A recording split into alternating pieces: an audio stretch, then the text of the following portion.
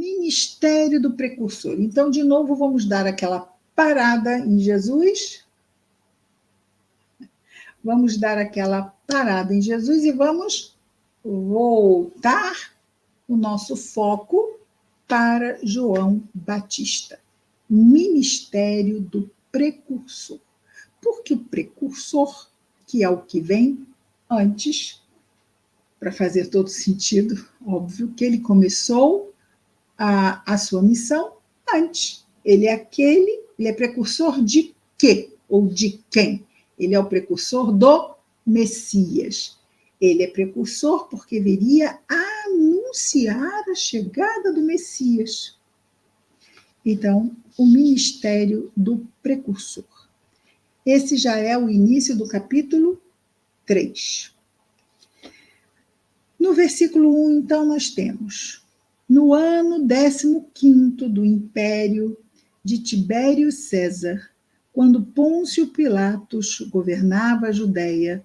Veja bem, este não é o calendário gregoriano, que é o nosso, ok?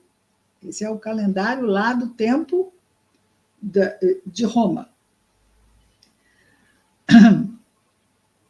Porque o nosso calendário é o quê? Antes e depois de Cristo. O nosso calendário é antes do ano 0, que é o nascimento, não é? E depois.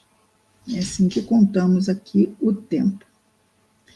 Mas não a época. Então, quando ele diz no ano 15º do império de Tibério César, aqui César é o imperador, é o título, imperador. César não é nome próprio, César é título. Quando Pôncio Pilatos governava a Judéia, Herodes era tetrarca da Galileia. Galileia, lá onde fica Nazaré, certo? Herodes, mas não é o Herodes do tempo do nascimento de Jesus. No tempo do nascimento de Jesus não haviam tetrarcas, era apenas Herodes. Então, estávamos lá, o Império Romano tinha dominado, estava, né, já uns bons anos dominando aquela região, e quando Jesus nasceu, exatamente, Herodes era o rei, mandou matar as crianças, lembra? Até 2 anos de idade, aquelas coisas todas, todos os meninos. Por quê? Porque os reis magos disseram que estavam indo, né, visitar o rei que nasceu, e aí eles foram procurar o rei, foram até Herodes e perguntaram: nós viemos lá seguindo a estrela, procurando o rei que o rei que nasceu. Ele falou assim: que interessante, olha, façam assim, quando vocês acharem a criança, venham aqui me contar, porque eu também quero ir lá saudá-la. Não era? Pois eles não, claro que eles não voltaram, não é? Porque eles perceberam que não era bem isso que Herodes queria fazer. Então, eles não voltaram. Os magos, os reis magos, né, não voltaram para contar.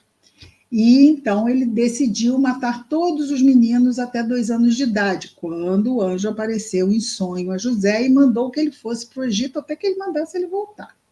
Então, depois ele voltou. O que aconteceu depois disso? Chegou o Império Romano, dominou. E o Herodes teve filhos, e cada um dos filhos de Herodes, por quê? Porque o Império Romano é aquela dividir para conquistar, né? O lema. Ele dividiu a região em partes e deu a cada um a administração. Eles não mais poderiam se chamar reis.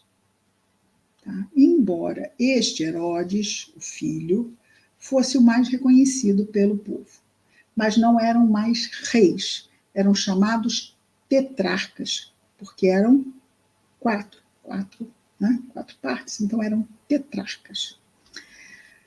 Certo? Então ele vai falar aqui dos tetrarcas e das províncias, das regiões que eles gerenciavam. Que seria isso, porque quem governava era César. Eles só administravam nessa questão mesmo da administração pública, religiosa. O Império Romano não interferia nisso, apenas queria o quê? Os impostos, não é? E que eles não se insurgissem contra, mas podiam, fora isso, ir levando as suas vidas. Então ele começa dizendo de Herodes, tetrarca da Galileia, Filipe, seu irmão, tetrarca da Itureia e Traconite. Não são essas regiões que nós costumamos ver, mas haviam outras em volta, ok? Os romanos não estavam dominando apenas judeus, eles dominaram tudo que eles podiam. Então, haviam outras regiões que haviam também essas administrações dos tetrarcas.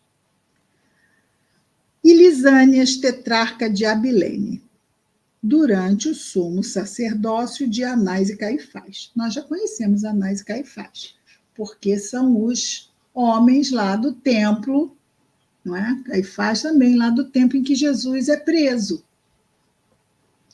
Então veio a palavra de Deus sobre João.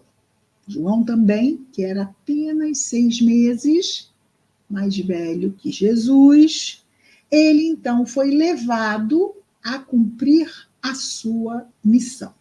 A sua missão é a missão que também tinha sido profetizada no Antigo Testamento, de ser o quê? De ser o precursor do Messias.